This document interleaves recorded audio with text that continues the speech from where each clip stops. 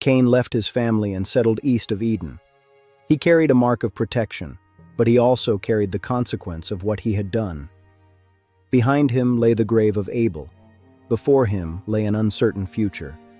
Cain would build. His descendants would create. Cities, livestock, music, and metalwork would emerge. Human civilization would advance, but the human heart would not automatically improve with it.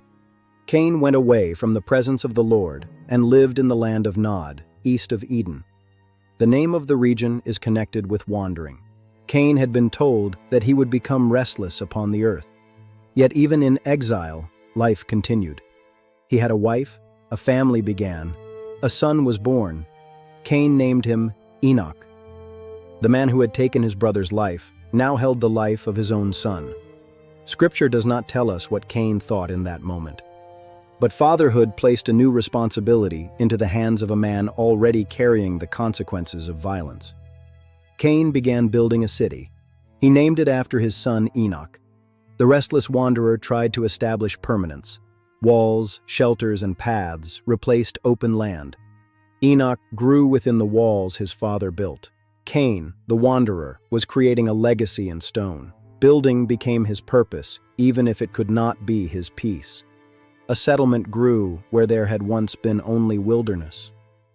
Building was not itself the sin. Human beings had been created with intelligence, imagination, and the ability to shape the world around them. But a city can organize human life without healing the human heart. Stone can create a wall. It cannot create righteousness. A community can grow larger while its people grow further from humility. Cain's family continued through generations. Enoch became the father of Irad. Irad became the father of Mehujael. Each name represents a life, a household. Methushael became the father of Lamech. Lamech took 2 wives, Ada and Zillah. This is the first recorded departure from the one-man, one-woman marriage pattern of Eden. Scripture places Lamech's family inside a line already marked by growing human power and increasing violence. Violence was no longer hidden.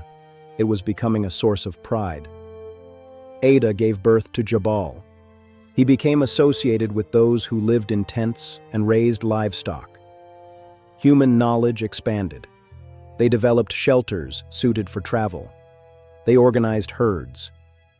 Jabal did not just lead animals. He reimagined how humans lived. The tent was more than shelter. It was the birth of mobility and independence from the fixed city. Creativity was flourishing. This was human creativity at work. Skill was growing. Culture was developing. But people can become highly skilled without becoming morally wise. Progress and character are not the same thing. A person can become more skilled without becoming more honest. A society can become more advanced while becoming less compassionate. Is your ability growing faster than your character? Jabal's brother was Jubal. He became associated with those who played stringed instruments and pipes. Music entered the growing culture. Sound became pattern. Pattern became melody. Music became a language for the next generation. It carried stories of the past and dreams of the future. Through Jubal's strings, the descendants of Cain found a way to touch the transcendent. Human beings found a way to express longing, grief, and memory. But art can reveal the condition of the heart without automatically changing it. A culture can produce beautiful music while tolerating cruelty. Zillah gave birth to Tubal-Cain. He forged tools from bronze and iron. Fire, stone, and metal were brought together. Human beings gained stronger tools. The land could be worked more efficiently. Bronze and iron changed the rhythm of life. The efficiency of the forge meant more food, stronger buildings, and faster growth. Humanity was gaining power over the material world at an unprecedented rate. A tool is shaped by human hands.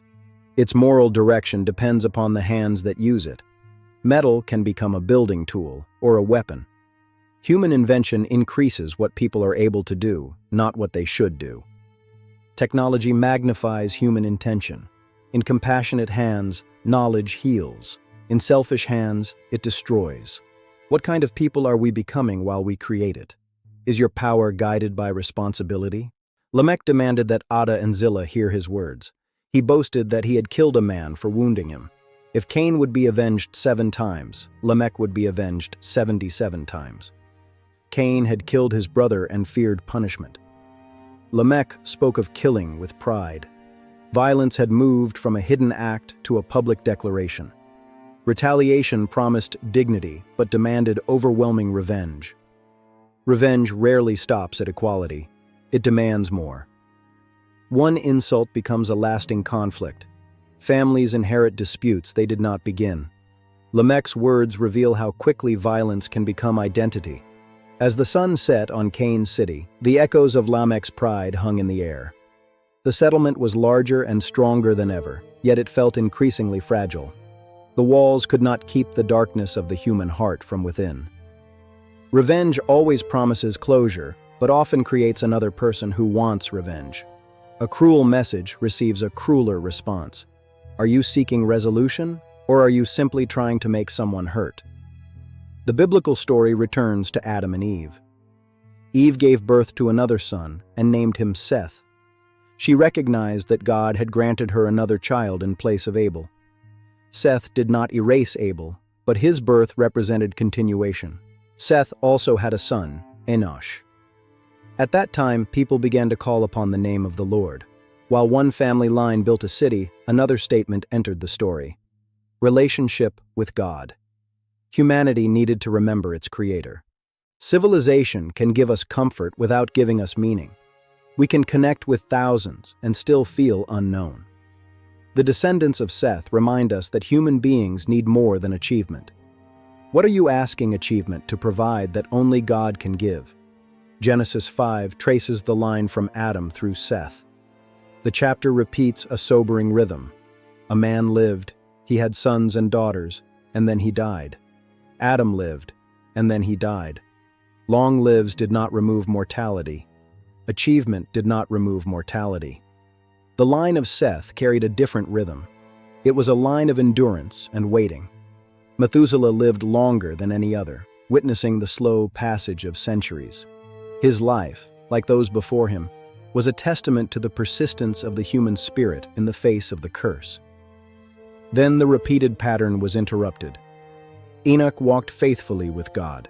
His life was not remembered for a city or an invention, but for relationship. Enoch walked with God. Then he was no more, because God took him away. In a world where civilization was growing and death was spreading, one life was summarized by faithfulness. He walked with God. Most are remembered for what they built. Enoch was remembered for how he walked. A faithful life is built through ordinary decisions, truth instead of deception, humility instead of pride. What would summarize your life if your achievements were removed? Enoch became the father of Methuselah, who became the father of another Lamech, not the violent one. This Lamech became the father of Noah. He hoped his son would bring comfort from the toil of human hands upon the cursed ground. The name Noah was connected with hope for comfort. The ground remained difficult. The memory of the curse still shaped each generation. But Lamech looked at his son and hoped for relief. He could not yet see the flood or the ark. The world of Genesis 4 feels distant, yet its tension remains. Human ability grows faster than character. We build platforms before considering what they do to attention and truth. We create wealth before deciding if it will serve or control. A society can become smarter without becoming wiser, richer without becoming more generous. Progress is a gift when it serves life. It is dangerous when ability grows without moral restraint. The future depends on who we are becoming. In a world of infinite progress, the simplest act remains the most significant: the choice to walk with God. It is a path not of speed or power, but of presence and peace. The future is not just what we build, but how we choose to live within it.